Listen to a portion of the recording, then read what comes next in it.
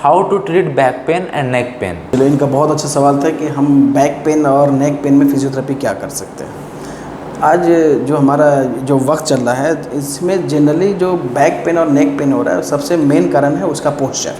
Posture क्या होता है कि हमारे उठने बैठने का तरीका, मतलब हमारा बॉडी जो है जैसे एज्यूम करता है बॉडी पोजीशन ना, उसको हम लोग पोस्चर बोलते हैं। आप देखो कि जो हमारा ज़िंदगी चल रहा है उसमें हमारे बैठने और उठने या काम करने का जो तरीका है कि उसमें हम जनरली सबसे मेन मुश्किल काम होता है कि हम अपने पोस्चर को मेंटेन नहीं कर रहे हैं।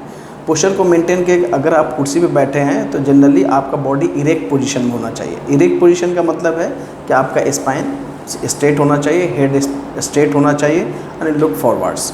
जनरली अगर आप अपना पैर खड़े रहते हैं तो उसमें भी आपका दोनों के बीच में गैप होना चाहिए। सेंटर ऑफ ग्रेविटी ऐसा हो कि आराम से गुजर जाए और वाइड बेस सपोर्ट होगा तो कम प्रेशर लगेगा आपके बैक के ऊपर। आप देखो डेस्क जॉब होता है, जो बैठने वाला जो काम होता है, तो उसमें देखिए कि जो भी कंप्यूटर यूज़ करते हैं तो वो क्या करते हैं कि अपना गर्दन हमेशा झुका कर रखते हैं। या अगर आप सोते हैं तो सोने के कंडीशंस में अगर आप बहुत सारा मोटा तकिया यूज़ करते हैं तो उसकी वजह से क्या होता है कि प्रेशर अप्लाई होता है नेक के ऊपर, तो वो आपको पेन जनरेट करता है। दूसरा है कि कंटिन्यूअस अगर आप मोबाइल देखते हैं, कंटिन्यूअस अगर आप टीवी देखते हैं, अगर आप गर्दन को इधर उधर हिलाते रहते हैं तो उसकी वजह से भी आपको नेक पेन का होने का संभावना ज़्यादा रहता है। बैक पेन में सबसे मेन है कि अगर कोई आदमी कहीं पे भी काम करता है और लॉन्ग टाइम तक वो खड़े रहते हैं, तो खड़े रहने से क्या होता है कि आप एक तो होता है ओबेसिटी है और दूसरा है कि प्रेशर जनरेट कर रहा है आपके स्पाइन के ऊपर। अगर आप जर्नी कर रहे हैं, बहुत लंबा बैठे हुए हैं 2 घंटा 3 घंटा से, तो व्हाट हैपन कि there is a pressure apply on your spine and that causes the pain. तो स्पाइन में प्रेशर लगा तो उसकी वजह से स्पाइन जो है चारों तरफ से घिरा हुआ है किससे, मसल्स से। तो मसल्स पे प्रेशर आ रहा है और प्रेशर होने की वजह से आपको बैक पेन हो रहा है। तो सबसे बेस्ट इलाज अगर आपका नेक और बैक पेन के है कि कभी भी अगर आपको बैक और नेक पेन होता है तो first of all don't move back और नेक। कभी भी गर्दन को ज़्यादा हिलाना नहीं है ना बैक को। सबसे बेस्ट थिंग हमने बताया कि पहला आप रेस्ट करेंगे, उस जिस एरिया में पेन है उसको मूव नहीं करना है, उसको रेस्ट करना है। दूसरा है कि आपको हमने बताया कि आइस यूज़ करना है। जहाँ पे भी दर्द होता है, चाहे बैक पेन हो या नेक पेन हो, यू शुड अप्लाई आइस।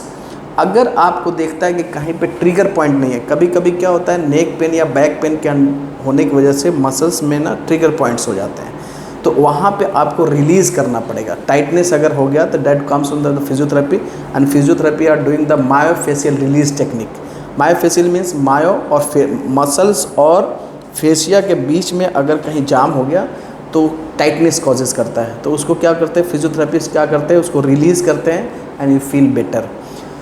और दूसरा चीज़ है, सबसे मेन है कि आप एक्सरसाइज करें। एक्सरसाइज में है कि अगर आप कंटिन्यूअस अगर आप बहुत देर तक बैठे हुए हैं तो आप 10 मिनट 5 मिनट का ब्रेक लीजिए और हमेशा अपने बॉडी को फ्लेक्स होने से बचाइए, एक्सटेंशन में जाइए, पीछे की ओर ले जाएंगे। जितना पीछे की ओर ले जाएंगे उतना आपका बैक पेन कम होगा। जितना ही आगे आप झुकेंगे, चाहे गर्दन के दर्द में हो या आपके बैक के दर्द में हो, जब भी आप जितना आगे झुकेंगे उतना पेन बढ़ेगा। तो पहला चीज़ है कि आप अपने पोस्चर को मेंटेन करिए। दूसरा चीज़ है ओबेसिटी पे कंट्रोल करना है। तीसरा सबसे मेन चीज़ है कि आप जब भी बैठते हैं, लॉन्ग टाइम अगर बैठते हैं तो यो कुशन का यूज़ करें। चौथा है कि कभी भी आपको पेन होता है, बार बार अगर पेन आता है तो you should apply the ice, ठीक है, और मूवमेंट को रेस्ट्रिक्ट करें। और सबसे बेस्ट है कि you consult with the physiotherapist. Physiotherapist आपको बताएंगे सम एक्सटेंशन एक्सरसाइजेज, स्ट्रेंथनिंग एक्सरसाइजेज, तो वो करते अगर आप रहेंगे तो उससे क्या होगा कि आपका पेन है ना सबसाइड रहेगा, बहुत कम रहेगा। That's it. Thank you sir.